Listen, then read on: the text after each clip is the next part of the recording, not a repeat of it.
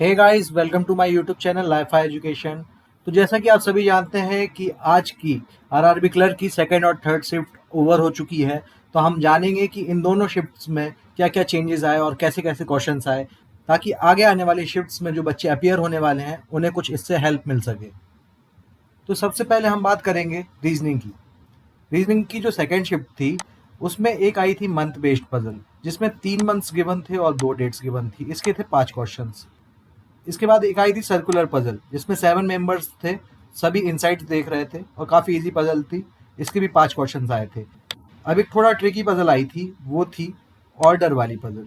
इसमें क्या था कि 7 पोस्ट गिवन थी, जैसे मैनेजिंग डायरेक्टर, सीईओ, इस टाइप की। उसमें 7 मेंबर्स को जमाना था।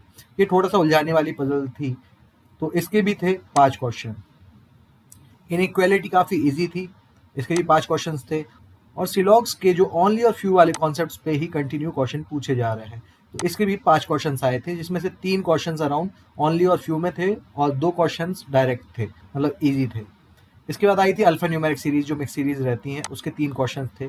3 डिजिट्स नंबर की जो सीरीज होती हैं, उसके 3 क्वेश्चंस आए थे। डायरेक्शन सेंस के 3 क्वेश्चंस आए थे। साथ ही साथ ब्लड रिलेशंस के भी 3 क्वेश्चन आए थे। उसके बाद एक वर्ड दिया हुआ था, उसमें कुछ कुछ सेकेंड अल्फ़ाबेट, फोर्थ अल्फ़ाबेट, इस टाइप से उठा के मीनिंगफुल वर्ड बनाना था। उसका एक क्वेश्चन आया हुआ था।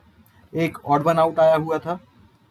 और एक डिक्रीजिंग नंबर वाला जो एक क्वेश्चन आता है कि नंबर्स कितने अपनी प्लेस को रिप्लेस नहीं करेंगे, उस पर एक क्वेश्चन था। तो ओवरऑल अगर देखा जाए तो इसमें सिर्फ एक पजल ऐसी थी जो फंसा सकती थी, बाकी पूरा पेपर सिंपल था। बट अगर आप कल के कंपेरेटिवली आज देखें तो कल पजल ज़्यादा आ रही थी और आज मिसलेनियस सेक्शन ज़्यादा पूछा जा रहा है। तो इसमें भी लोगों ने 40 में से 40 अटेम्प्ट किए हैं। तो ये इतना डिफिकल्ट भी नहीं था, ना ज़्यादा टाइम टेकिंग था। आराम से आप कर सकते थे ये क्वेश्चंस। अब हम बात करें रीजनिंग के ही थर्ड शिफ्ट के बारे में। तो एक इसमें जो पजल आई थी वो थी स्क्वायर बेस्ड पजल। उसमें जो कॉर्नर के थे वो शायद इनसाइड देख रहे थे और मिडिल के आउटसाइड देख रहे थे। तो उसमें 5 क्वेश्चन थे, इजी थी।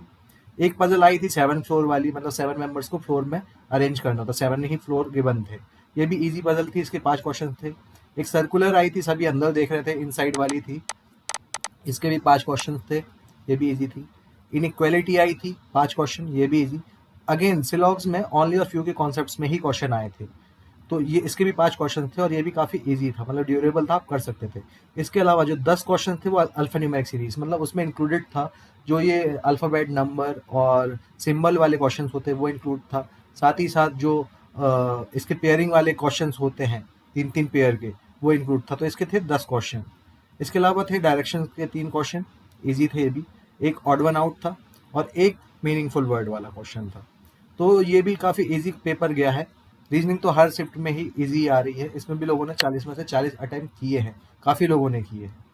तो ये इतना ज़्यादा इसका लेवल नहीं था कि आप इसमें अटेम्प्ट ना कर सकें। एक दो क्वेश्चंस की बात अलग होती है, बाकी मैक्सिमम क्वेश्चन सॉल्व करने लायक थे और इजी थे। अब हम चलते हैं क्वांट के रिव्यू पर। तो क्वांट की बात करें तो सेकंड शिफ्ट जो आई थी, उसमें 14 क्वेश्चन सिंप्लीफिकेशन के थे, जो कि बहुत ही ज़्यादा ईजी थे। मतलब आप उसमें उलझते नहीं, जल्दी से जल्दी आप कैलकुलेट कर सकते थे। 14 क्वेश्चन करने में हार्डली आपको 4 से 5 मिनट लगते, इतने ड्यूरेबल थे।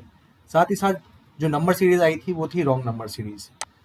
इसमें एक या दो क्वेश्चन ही थे जो उलझाने वाले थे, बाकी सब इजी थे। इसके अलावा जो डीआई आया था वो था एक बार ग्राफ, जिसमें फूड की ऑनलाइन डिलीवरी या सेल्स को लेके क्वेश्चन थे। इस पे 5 क्वेश्चन थे, डेटाबेस था, इजी था। और इसके अलावा एक डीआई और आया था जो था टेबुलर, जिसमें 4 दिन गिवन थे, मंडे टू थर्सडे, और इसका कुछ डेटा गिवन था। तो ये भी काफ़ी ज़्यादा इजी डीआई था। तो इसके भी थे 5 क्वेश्चंस। उसके बाद अर्थमेटिक क्या है, 11 क्वेश्चन। अर्थमेटिक में भी percentage, profit loss, CI SI, ratio और पार्टनरशिप से, सेकंड शिफ्ट में पार्टनरशिप से भी क्वेश्चन पूछा गया था। तो ये सब इजी क्वेश्चन थे। और सरकमफेरेंस के ऊपर भी इसमें क्वेश्चन आया था। अब हम बात करते हैं थर्ड शिफ्ट के बारे में। थर्ड शिफ्ट में अगर देखा जाए तो एक डीआई आया था टेबल वाला। टेबल डीआई में 5 क्वेश्चन थे, इसमें लैपटॉप की सेल्स को लेके डेटा गिवन था। तो ये इजीली हो जा रहा था, ये क्वेश्चन भी ज़्यादा टाइम नहीं लगा रहा था। इसके अलावा एक बार ग्राफ आया था, इसमें भी 5 मंथ्स की सेल्स गिवन थी। तो उस ये भी पूरा डेटाबेस था। इसका भी 5 क्वेश्चन थे और ईजी थे। साथ ही साथ जो सिंप्लीफिकेशन के क्वेश्चन आए थे वो आए थे 10, मतलब ये 20 क्वेश्चन तो काफ़ी इजी थे करने लायक। उसके बाद था रॉन्ग नंबर सीरीज, इसके भी 5 क्वेश्चन थे। अगेन इसमें 3 क्वेश्चन तो इजीली आप कर लेते। 1 या 2 क्वेश्चन ऐसे थे जो थोड़ा सा टाइम लगा सकते थे, बट वो भी सॉल्व हो जाते। इसके बाद आया था अर्थमेटिक। अर्थमेटिक के वही क्वेश्चन आ रहे हैं, ज़्यादातर परसेंटेज, प्रॉफिट लॉस, CISI से पूछे जा रहे हैं, टाइम वर्क से पूछा जा रहा है, एवरेज से पूछा जा रहा है, रेशियो से पूछा जा रहा है और परसेंटेज पार्टनरशिप से भी पूछा जा रहा है।